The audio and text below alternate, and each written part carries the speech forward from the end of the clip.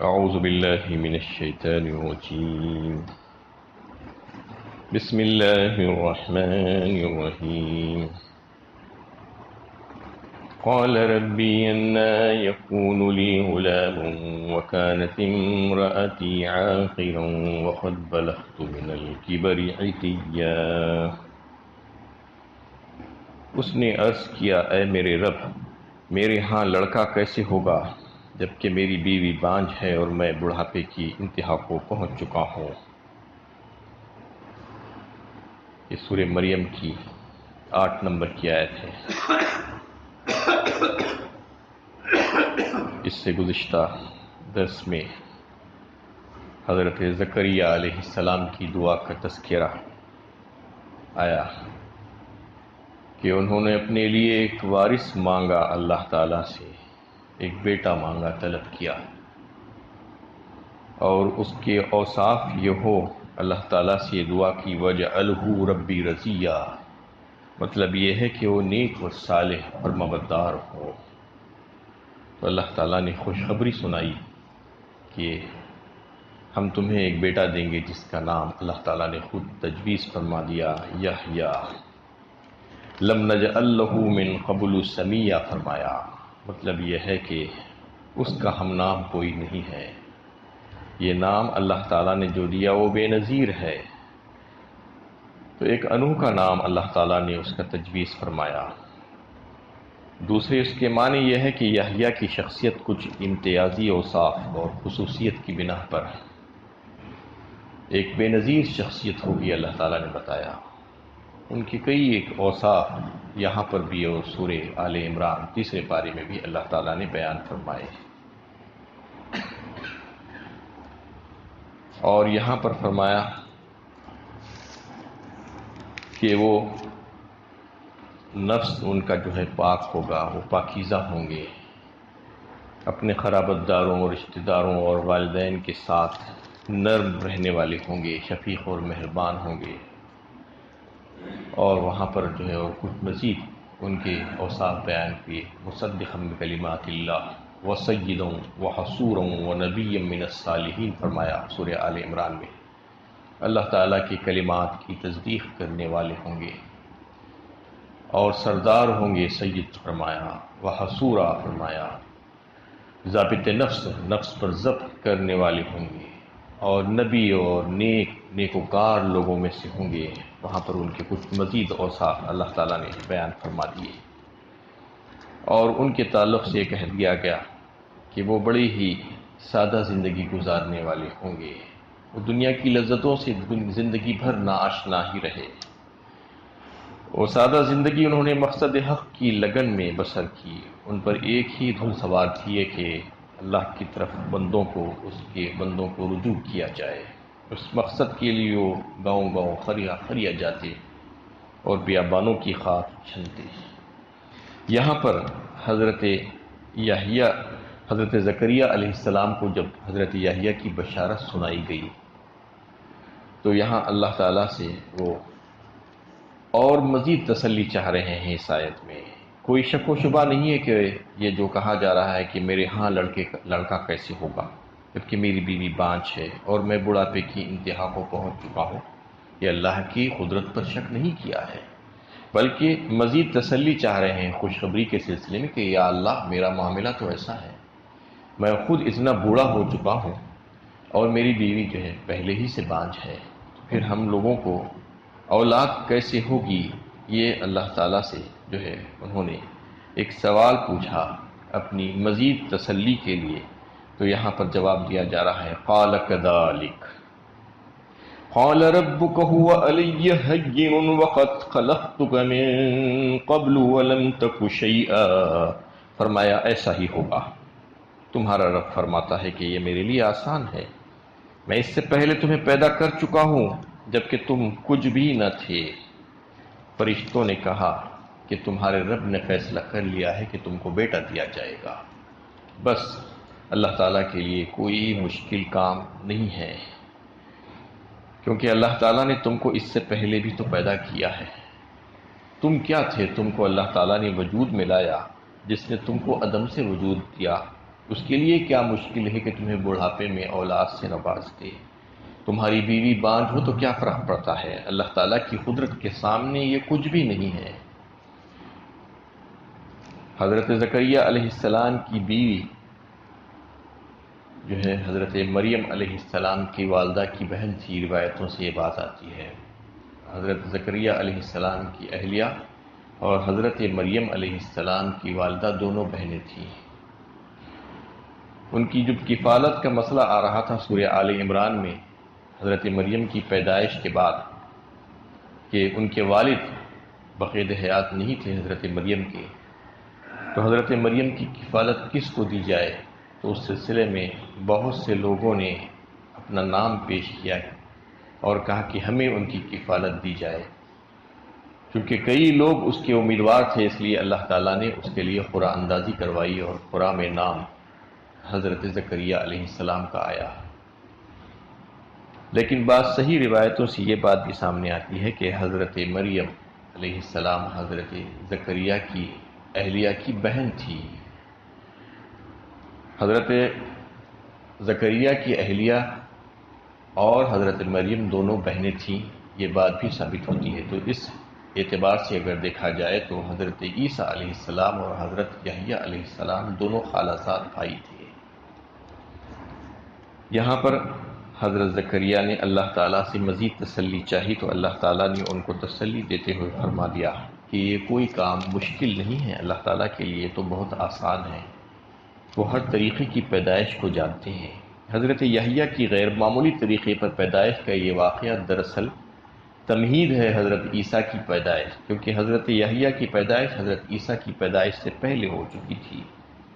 جو بغیر باپ کے پیدا ہوئے تھے حضرت عیسیٰ علیہ السلام، ان سے پہلے اللہ تعالیٰ یہ بتا رہے تھے کہ ہم ہر چیز پر قدرت رکھتے ہیں، چاہے باپ بوڑھا ہو اور ماں بانجھ ہو، اس کے باوجود بھی ہم ان کو اولاد دے سکتے ہیں۔ اسی طریقے سے حضرت عیسیٰ علیہ السلام کے بارے میں یہ اللہ تعالیٰ نے ثابت کر دیا کہ بغیر باپ کے بھی ہم بیٹا دے سکتے ہیں، اولاد دینے پر قدرت رکھتے ہیں۔ اس سے یہ واضح کرنا مقصود ہے کہ اگر غیر معمولی پیدائش کی بنا پر حضرت عیسیٰ علیہ السلام کو خدا یا خدا کا بیٹا کہتے ہیں تو پھر حضرت یحییٰ علیہ السلام کو بھی ایسا ہی کہنا چاہیے تھا، پھر ایسا کیوں نہیں کہا؟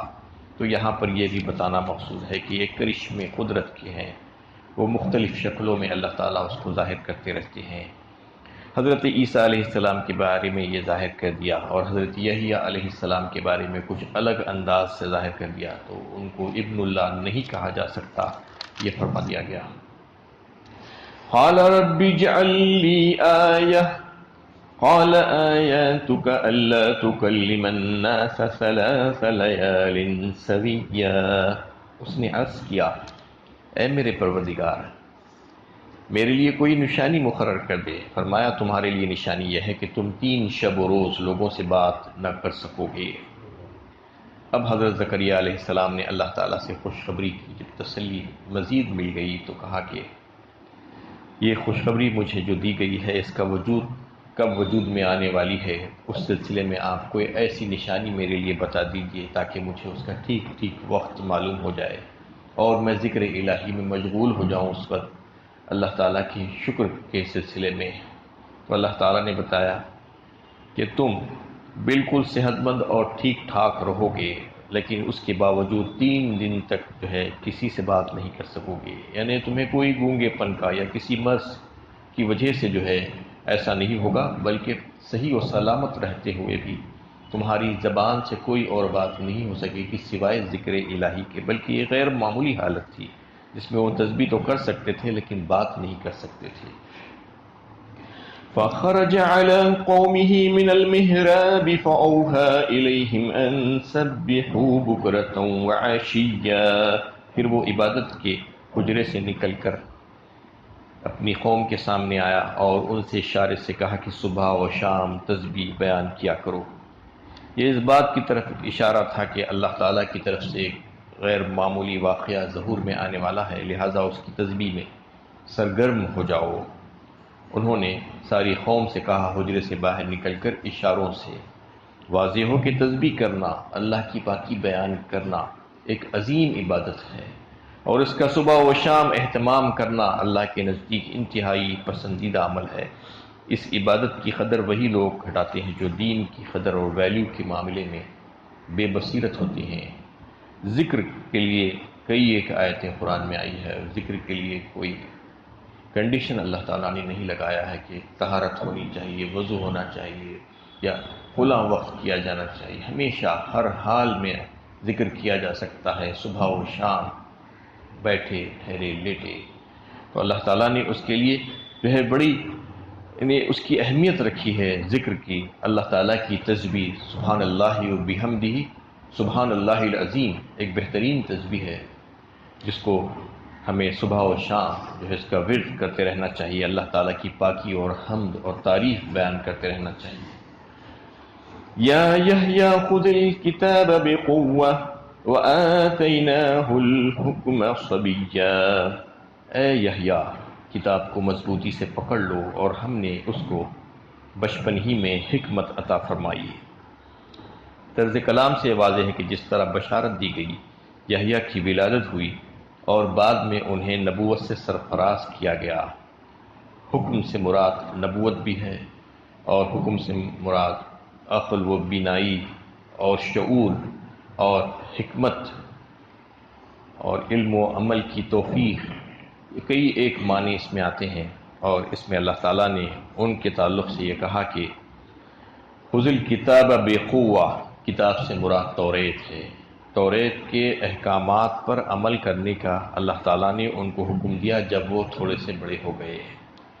اللہ تعالیٰ نے ان کی ولادت کی بشارت سنائی، وہ پیدا ہوئے، اس کے بعد ان کو جو ہے کئی ایک اوصاف سے نوازا گیا، اور پھر ان کو یہ حکم دیا گیا کہ تورات میں جو احکامات آئے ہیں اس پر آپ عمل پیرا ہو۔ یہ بات آپ ہی واضح ہو رہی ہے کہ حضرت یحییٰ علیہ السلام کے زمانے میں توریت کا ایک حصہ اپنی اصل شکل میں محفوظ تھا، اس لیے اس کو مضبوطی کے ساتھ تھامنے کا حکم دیا گیا۔ اور یہ حضرت یحییٰ علیہ السلام پر اللہ تعالیٰ کا بڑا فضل خاص ہوا کو ان کے بچپن ہی میں اس نے ان کو حکمت سے نوازا، یعنی انہیں سمجھ اور دانائی اور بینائی عطا فرما دی۔ وَحَنَانًا مِّن لَّدُنَّا وَزَكَاةً وَكَانَ تَقِيًّا وَبَرًّا بِوَالِدَيْهِ وَلَمْ يَكُن جَبَّارًا عَصِيًّا، اور خاص اپنے پاس سے نرم دلی اور پاکیزگی، اور وہ بڑا پرہیزگار تھا، اپنے والدین کے ساتھ نیک سلوک کرنے والا، خسر اور نافرمان نہ تھا۔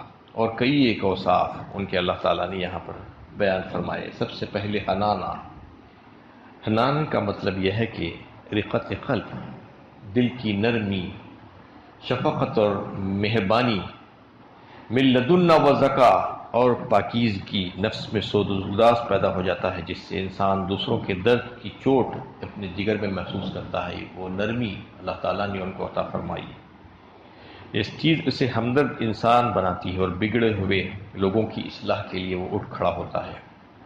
حضرت یحییٰ علیہ السلام میں یہ صفت کمال درجے کی موجود تھی۔ اور پھر نفس کی پوری طہارت، ہر قسم کی باطنی امراض سے اللہ تعالیٰ نے ان کو پاک رکھا، ان کو صاف اور مصفہ بنایا، ان کے قلب کو بالکل جس طرح باطن میں پاک و صاف تھا، اس طرح ظاہر میں بھی پرہیزگار بنایا اللہ تعالیٰ نے، اللہ سے ڈرتے ہوئے اس کی شریعت کے مطابق زندگی گزارنے والا۔ بندگان خدا میں پہلا اور سب سے بڑا حق والدین کا ہے، والدین کے ساتھ جو ہے بہت ہمدرد اور شفیق اور مہربان، اگلی آیتوں میں بتایا۔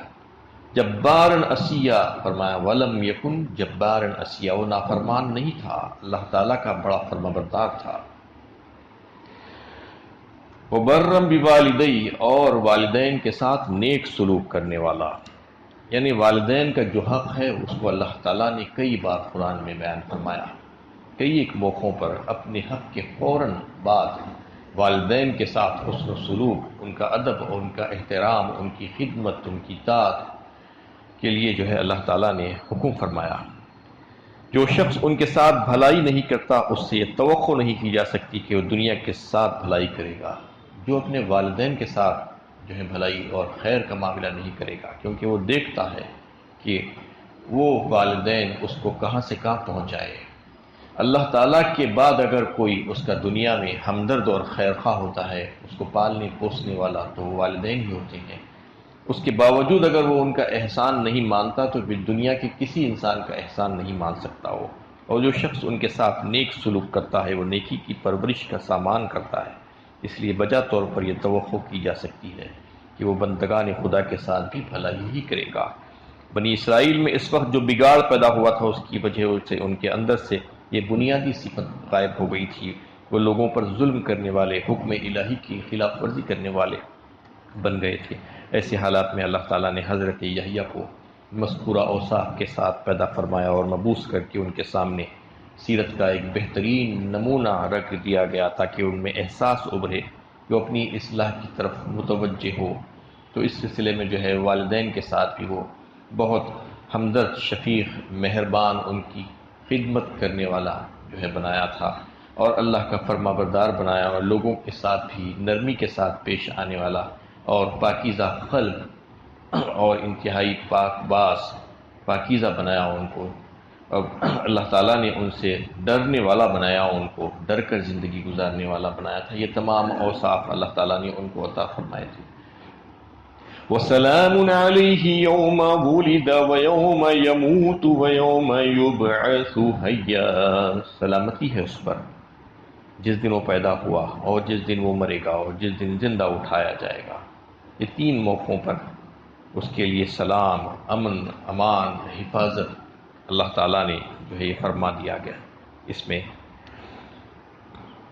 یعنی دنیا نے اس کے ساتھ جو بھی سلوک کیا ہو مگر اللہ تعالیٰ کی طرف سے اس پر سلامتی ہے۔ دنیا نے ان کے ساتھ بہت برا سلوک کیا، جیسا کہ اس سے پہلے آپ کے سامنے یہ بات آ چکی ہے کہ ان کو قتل کرا دیا گیا، وہ شہید ہو گئے، ان کی بات نہیں مانی گئی، تسلیم نہیں کی گئی۔ سلامتی کے ساتھ دنیا میں آیا، سلامتی کے ساتھ دنیا سے رخصت ہوا، اور قیامت کے دن بھی سلامتی کے ساتھ اٹھایا جائے گا، اللہ تعالیٰ نے یہ فرما دیا۔ ایسی عظیم شخصیت کی جنہوں نے ناقدری کی، انہوں نے اس کا کچھ نہیں بگاڑا بلکہ اپنی ہی تباہی کا سامان کر لیا۔ یہ تین موقع ایسے ہوتے ہیں انسان کے لیے بڑے ہی جو ہے ہولناکیاں جو ہے اس کے سامنے رہتی ہیں۔ ایک تو اس کی پیدائش کے وقت، ماں کے رحم سے باہر جب آتا ہے بچہ تو اس کو کچھ نہیں معلوم ہوتا ہے، اور پھر دوسرا اس کی موت کا وقت جو ہے، اور تیسرا خبر سے قیامت میں اٹھائے جانے کا وقت۔ یہ تینوں اوقات میں اللہ تعالیٰ نے ان کے لیے سلامتی کا وعدہ فرما لیا۔ سلام علیہ یوم ولد و یوم یموت و یوم یبعث حیا، موت کے وقت بھی بڑی آزمائش کا مرحلہ ہوتا ہے، اس وقت بھی اللہ تعالیٰ نے ان کے لیے امن، امان اور حفاظت اور سلامتی کا وعدہ فرمایا۔ اس آیت سے اہل بدعت کئی ایک معنی نکال لیتے ہیں اور منمانی انداز میں اس کو بیان کرتے ہیں کہ ان کی پیدائش پر جو سلام کا جو لفظ آیا ہے اس سے یہ کہتے ہیں کہ اس سے ان کی پیدائش کا دن منانا ثابت ہوتا ہے، لہٰذا اس کی وجہ سے پیغمبروں کی پیدائش کا دن منایا جا سکتا ہے۔ نبی صلی اللہ علیہ وسلم کی پیدائش، برتھ ڈے جسے کہا جاتا ہے، وہ منایا جا سکتا ہے۔ یہ ثابت کرنے کی کوشش کرتے ہیں سلام علیہ یوم ولد لے کر، جبکہ اس کے فوراً بعد ویوم یموت بھی ہے، تو کیا پھر ان کی موت پر بھی جو ہے خوشیاں منائی جائیں گی؟ جبکہ ایک بات تو یہ آئی ہے کہ سلام ہے ان پر جس دن وہ پیدا ہوئے، تو پھر جس دن وہ ان کی موت ہوئی اس دن کے لیے بھی تو سلام ہی کا لفظ آیا ہے، تو یہ بات وہ ماننے کے لیے تیار نہیں ہوتے۔ آیت کا کوئی ایک حصہ لے لیتے ہیں اور اپنے منمانی انداز میں اس کو سمجھ کر، اس کا مفہوم اپنے انداز میں لوگوں کو سمجھا کر ان کو گمراہ کرنے کی کوشش کرتے ہیں۔ یہ سمجھ لینا چاہیے کہ آیت کا یہ مفہوم بالکل بھی نہیں ہے۔ کیا یہ ثابت کرنا چاہتے ہیں کہ صحابہ کرام اور ان کے بعد تابعین، طب تابعین نے قرآن کو جو سمجھا تھا وہ غلط سمجھا تھا؟ نعوذ باللہ۔ جو یہ سمجھ رہے ہیں آج اس انداز میں اس کی تعویل کر کے اس کی تفسیر کرنا چاہتے ہیں کہ اس آیت سے یہ ثابت ہوتا ہے، یہ کہتے ہیں کہ اس سے جو ہے پیدائش کا دن منایا جا سکتا ہے، پیدائش کے دن کے تعلق سے یہ آیت نہیں ہے، بلکہ اللہ تعالیٰ کی طرف سے سلامتی کی جو ہے دعا ہے ان کے اوپر، اور یہ کہا جا رہا ہے کہ اللہ تعالیٰ ان پر سلامتی بھیجیں گے، اور جس دن وہ پیدا ہوئے تھے اس دن بھی، اور جس دن وہ مریں گے اس دن بھی، اور جس دن دوبارہ ان کو اٹھایا جائے گا اس دن بھی ان کے اوپر سلامتی ہی ہوگی۔ وہ اللہ کے نیک بندے ہیں۔ ذکر کی اہمیت اس وقت سمجھ میں آ جاتی ہے جبکہ آدمی موجودہ انجیلوں کا تقابلتی مطالعہ کرتا ہے۔ اس میں واقعہ کہ اہم کڑیوں کو غائب کر دیا گیا ہے، لیکن قرآن نے حضرت مریم کی عفت اور حضرت مسیح کی ولادت کے تمام اہم پہلوؤں کو اس طرح محفوظ کر دیا کہ واقعے کی پوری تصویر سامنے آ جاتی ہے۔ یہ سارے واقعات کو اللہ تعالیٰ نے بڑی تفصیل کے ساتھ بیان کیا، اور آگے حضرت عیسیٰ علیہ السلام کی پیدائش کی بڑی تفصیل جو ہے آ رہی ہے، انشاءاللہ اس پر کل گفتگو ہوگی۔ اللہ تعالیٰ سے دعا ہے کہ اللہ تعالیٰ ہمیں صحیح علم و عمل کی توفیق عطا فرمائے۔